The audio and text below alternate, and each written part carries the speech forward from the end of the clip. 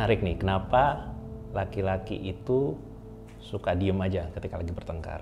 Ada beberapa alasan, yang salah satunya adalah dari kecil terbiasa dididik untuk jadi cool sama keluarganya. Cool itu artinya jangan banyak ngomong gitu loh, jangan banyak mengungkapkan isi hati, itu kayaknya baper banget, pakai perasaan banget. Diem aja, cool aja. Didikan itu yang membuat laki-laki merasa kayaknya nggak cowok kalau gue banyak ngomong pada saat konflik atau gue jadi berdebat. Bahkan ketika ditanya, apa perasaan kamu? Kenapa kamu begini? Laki-laki cuma bilang kayak, nggak kenapa-napa. Kayak diem aja. Kenapa? Kamu nggak biasa gini?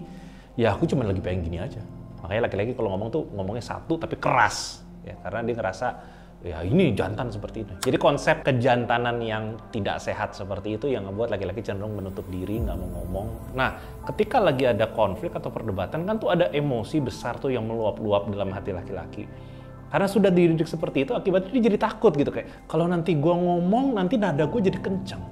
Kalau nanti aku keluarin pemikiran aku, ntar disangka ngajak berdebat. Ntar disangka aku sedang gaslighting lah, atau sedang menyakiti lah. Jadi gue tahan aja dulu. Jadi ada banyak laki-laki yang baik, yang justru menahan omongan, nggak mau ngomong, nggak mau ngasih tahu, nggak mau diajak ngomong juga sih. Karena takut nanti yang dikeluarin itu malah jadi menyakiti. Takut yang dikeluarin itu jadi memperparah kondisi yang sudah tidak enak itu karena ada konflik.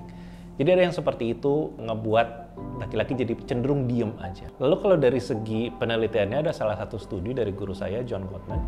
Dia bilang pada saat laki-laki itu sedang mengalami stres, dia tuh cepat sekali buat naik ininya, debar jantungnya gitu loh, tensi darahnya dan lain-lain, itu cepet stres. Dan pada saat lagi mengalami kondisi stres kayak gitu, laki-laki tuh cenderung untuk defend gitu loh. Kan ada yang namanya fight, flight, or freeze.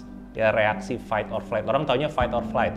Fight itu ya udah gua antepin, gua coba berantem aja, gua ladenin loh gitu. Ada juga yang flight. Flight itu kabur, gua pergi. Namun ada juga satu lagi yang namanya freeze, diem aja gitu. Kayak diem, nggak mau diajak ngomong gitu, nggak mau jawab. Kalau ditanya nggak mau ngerespon gitu kan.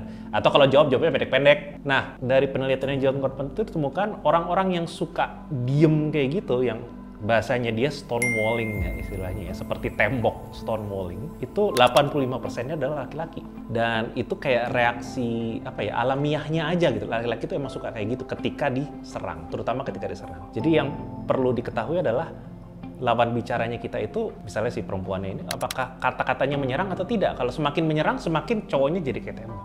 Nah, topik ini saya bahas lebih detail lagi ada di dalam KC Star, tentang bagaimana caranya berkomunikasi supaya si laki-lakinya itu nggak jadi ngerasa defensif, nggak ngerasa perlu melindungi diri, nggak perlu jadi tembok. Gimana cara ngomongnya supaya si laki-lakinya itu nggak jadi emosional atau nggak jadi takut salah ngomong. Nah, ada cara ngomongnya. Kalau Anda mau belajar lebih banyak, silahkan langganan KC Star karena videonya sama materinya ada ratusan di sana. So, kesimpulan saya, mengapa laki-laki itu mengurung diri atau menutup diri ketika lagi ada konflik? Salah satunya ya untuk menjaga supaya nggak jadi lebih besar gitu kan, supaya tidak jadi menyakiti gitu kan. Dan karena malu juga, ntar kalau gue ngomong ntar dianggap lemah, ntar kalau gue ngomong dianggap ngajak berantem dan yang lain-lainnya. Jadi mereka berusaha melindungi diri sebenarnya.